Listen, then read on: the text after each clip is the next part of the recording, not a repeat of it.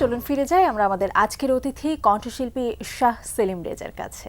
যেমনটা আসলে বলছিলাম, একদমই বলা যায় যে 3 থেকে 4 মাস আগে, নতুনই বলা যায়, আপনার একটা গান রিলিজ পেল এবং সেটা সম্ভবত বাংলাদেশ টেলিভিশনে সম্প্রচার করা হয়েছে। একটু গানটা সম্পর্কে শুনতে চাই, আপনার সর্বশেষ মৌলিক গান। হ্যাঁ, বিটিভি থেকে আমাকে ফোন দিল এনামুল হক টিঙ্কু স্যার, ওনারই লেখা এই গানটা। তো উনি আমাকে বললো যে কী ধরনের গান দিব। তো আমি বললাম যে স্যার, যদি 4 মাস আগে যে গানটা রিলিজ হয়েছে বাংলাদেশ টেলিভিশনে, তো এই গানের গীতিকার এবং সুরকার এনামুল হক টিঙ্কু স্যার। তো উনি আমাকে জিজ্ঞেস করলো 2 দিন আগে প্রোগ্রামের, তো বললো যে কী ধরনের গান দেব তোমাকে। তো আমি বললাম যে একটু প্যাথেটিক, এই স্যাড সং এরকম টাইপের যদি বিরহের গান হলে ভালো হয়। তো 2 দিন আগে আমাকে গানটা দিল, তারপরে সরাসরি ওখানে গিয়ে আমি ডাইরেক্ট প্রোগ্রাম করলাম। তো স্যার আমাকে বললো যে তুমি অত্যন্ত ভালো করেছো। তো আমার খুব ভালো লেগেছে, আমি স্যাড গানগুলো বেশি পছন্দ করি। আর একটু শুনতে চাই যে গানটা যখন মুক্তি পেল তখন আসলে কেমন দর্শক শ্রোতাদের সাড়া পেয়েছেন? আমার এই গানটা মোটামুটি 1.5 লক্ষ ভিউ হয়েছে আমার এই গানটা। অনেকেরই খুব ভালো সাড়া পেয়েছি এবং আমাকে বলে যে এই ধরনের গান আপনার কণ্ঠে খুব মানায়, আরো বেশি করার জন্য উৎসাহ পাচ্ছেন। এই যেই গানটা নিয়ে কথা হচ্ছে, গানটা একটু শুনতে ইচ্ছে করছে, শুরুতেই কি শোনাবেন? হ্যাঁ, শুরুতেই একটু শোনাই। ওকে, তাহলে আমরা একটু শুনে আসি। দুঃখের সাগরে চলেছি ভেসে, কোথায় যে আমার ঘর, স্বার্থের পৃথিবীতে কেউ যে নিল না খবর, কেউ যে নিল না খবর। দুঃখের সাগরে চলেছি ভেসে, কোথায় যে আমার ঘর।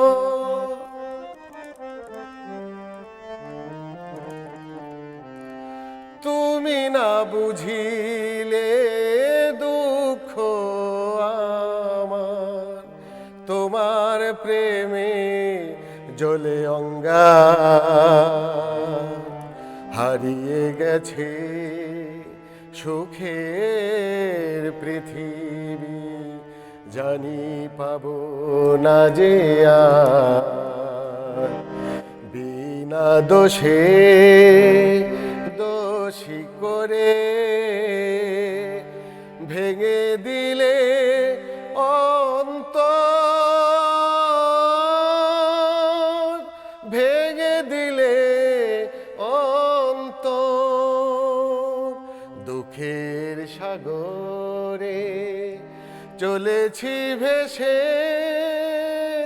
কোথায় যে আমার ঘর। অসংখ্য ধন্যবাদ, অনেক সুন্দর গাইলেন, এই জন্য হয়তো বা এত আসলে দর্শক সাড়া পেয়েছেন বা সবাই এত দারুণভাবে প্রশংসা করেছে। যতদূর জানি গানকে আপনি ভালোবাসেন, গান নিয়ে এখন আপনার পেশা বা নেশা হিসেবে আছে, কিন্তু একটা সময় চাইতেন নায়ক হতে, যদি আমি ভুল না করে থাকি। একটু গল্পটা শুনতে চাই, নায়ক হবার ইচ্ছা থেকে কিভাবে গায়ক হয়ে গেলেন? আমি যখন ক্লাস 9-10-এ পড়ি, তখন তো সালমান শাহর একটা হিরো, তখন সালমান শাহ, তখন সালমান শাহ ক্রেজ ছিল। হ্যাঁ, তো আমার ওই কিছুদিন পরে তারপরে উনি মারা যান। মারা যাওয়ার পরে আমার কাছে মনে হলো কি যে আমি সালমান শাহর জায়গাটা দখল করব। তো এই সময়তেই আমি পরবর্তীতে বাংলাদেশ চলচ্চিত্রেও আমি সদস্য ছিলাম এক সময়। মান্না ভাই এদের সাথে খুব ভালো সম্পর্ক ছিল, কয়েকটা ছবি করেছি আমি, সাইড ক্যারেক্টারের ছবি করেছি। তো হিরো হওয়ার যে ইচ্ছাটা সেটা হয়নি।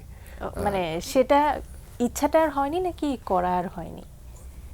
আসলে এমন কমার্শিয়াল জায়গা তো আমি টিকে থাকতে পারিনি, যে কারণেই চলে গেলাম। পরবর্তীতে আবার গান নিয়ে শুরু করলাম। গান দিয়ে শুরু করলেন, যেহেতু আজকে গান নিয়ে কথা হচ্ছে, গানের শুরুর গল্পটা যদি একটু শুনি, যে জন্মস্থান যেখানে ছিল বা যেখানে বেড়ে উঠেছেন সেখান থেকে কি গানের শুরুটা ছিল হাতে খড়ি?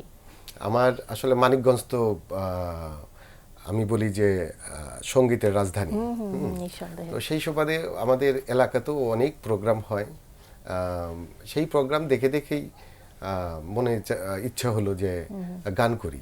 আচ্ছা। আর আমার বাবারও খুব ইচ্ছা ছিল যে আমি সাইজির গান করি।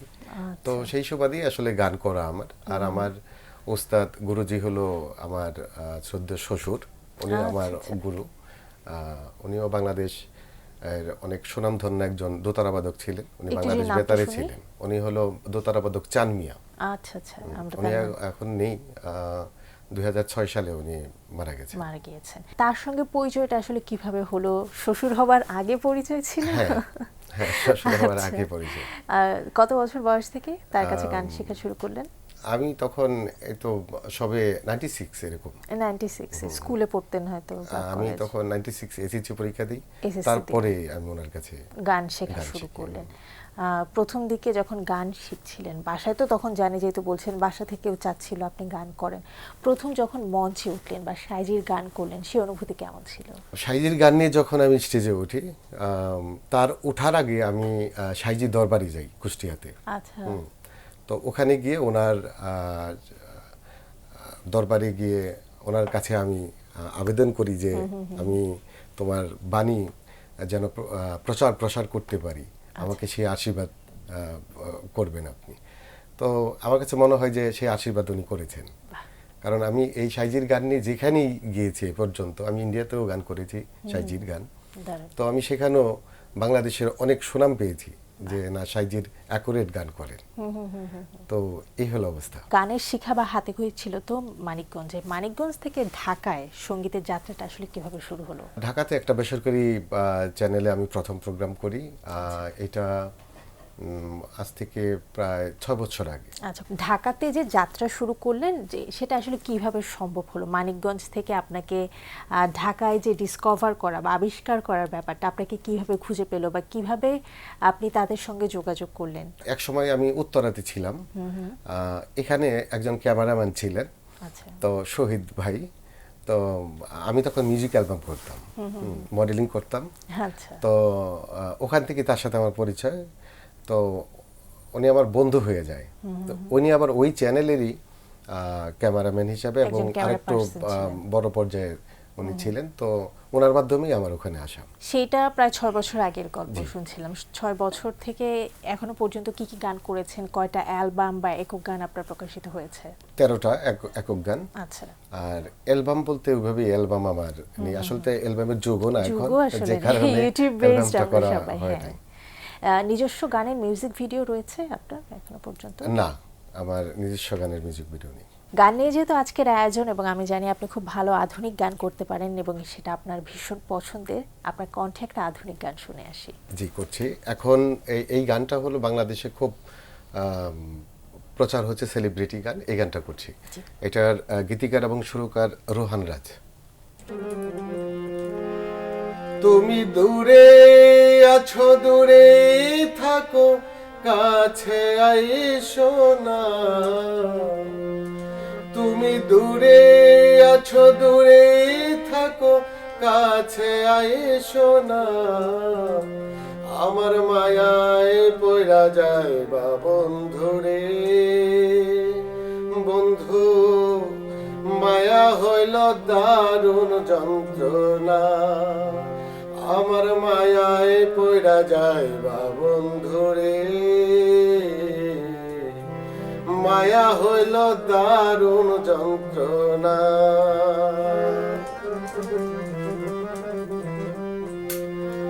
কাছে আসার পরেও যদি করি গো আঘাত, মাঝপথে নামায়া যদি ছাইরা দিব হাত। কাছে আসার পরেও যদি করি গো আঘাত, মাঝপথে নামায়া যদি ছাইরা দিব হাত। হৃদয় ভাঙা যাইব তোমার, সইতে পারব না। হৃদয় ভাঙা যাইব তোমার, সইতে পারব না। আমার মায়ায় পড়া যাইবা বন্ধুরে, বন্ধু মায়া হইল দারুণ যন্ত্রণা, আমার মায়ায় পইরা যাইবা বন্ধুরে, মায়া হইল দারুণ যন্ত্রণা। বাহ, ভীষণ সুন্দর, ভীষণ সুন্দর, এবং যেটা বলছিলেন খুব জনপ্রিয় একটি গান, জি। খুব ভালো লাগলো। যেহেতু আপনি লালন সাইজের গান দিয়ে আসলে শুরু করেছিলেন, পরবর্তীতে আধুনিক গানের প্রতি ভালো লাগাটা শুরু হলো কবে থেকে? আধুনিক গানটা আমি স্কুল জীবন থেকে অনেক করতাম। যখন ছোটবেলায় আমরা বন্ধুরা মিলে নদীর ধারে যাইতাম, আমার বাড়ির পাশ দিয়ে একটা নদী ধলেশ্বরী, আচ্ছা, তো ওখানে গিয়ে ওই শীতের মধ্যে বেশি হতো, আমাদের এলাকা খুব ভালো ছিল, তো আমরা অনেকগুলো প্রায় 10-15 জন বন্ধু মিলে ওই যখন রোদ উঠতো তখন হলো বালুটা গরম হয়ে যেত, আমরা ওই কলা গাছের যে খোলসটা যে রয়েছে। খোলসটা ওইটা পায়ে দিয়ে তারপরে আমরা যাইতাম নদীতে। আচ্ছা। তারপর ওখানে আমরা এই বিশেষ করে আমি আর কি আমাদের বন্ধুদের মধ্যে খুব মধ্যমণি থাকতাম, আচ্ছা। তো আমাকে দিয়ে ওরা গান করাইতো, তো তখনও আমি খুব আধুনিক গান করতাম, ছায়াছবি গান করতাম, আধুনিক গান করতাম। নিজের গান লেখা এবং নিজে সুর করা, পরবর্তীতে কণ্ঠে ধারণ করা খুবই আসলে ট্যালেন্টের একটা বিষয়।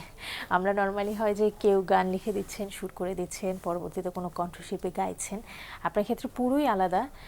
এই জিনিসটা আমার মনে হয় না আপনি কোনো প্রাতিষ্ঠানিকভাবে শিখেছেন, বাট আপনি আসলে কিভাবে এটা করছেন? আসলে সঙ্গীত এমন একটা বিষয়, এটা কিছুটা ঐশ্বরিক বিষয়ও আমি মনে করি। নিঃসন্দেহে। তারপরেই এই সঙ্গীতকে নিয়ে একটু চিন্তা ভাবনা করতে হয়, আসলে স্বপ্ন দেখতে হয়।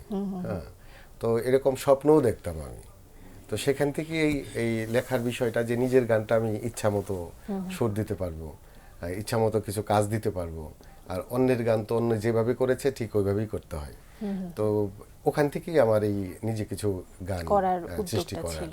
নিজের গানের মিউজিক ভিডিও যখন করা হয় সেগুলোতে আপনারই কাজ করা হয় অন ক্যামেরায় মডেল হিসেবে?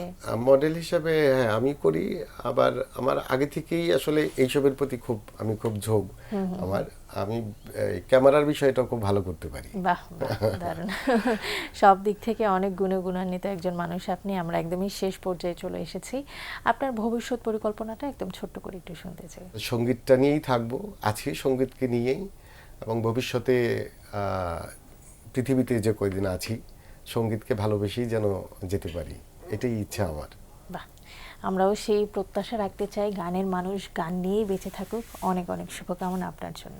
আমি বাংলা ভিশনের কাছে কৃতজ্ঞ যে আমার মতো একজন মানুষকে এখানে এনে আমাকে সুযোগ দেওয়ার জন্য, আর যারা আমার এই ক্যামেরার পিছনে যারা রয়েছেন প্রত্যেকের প্রতি আমার অন্তরের অন্তঃস্থল থেকে ভালোবাসা, শুভেচ্ছা।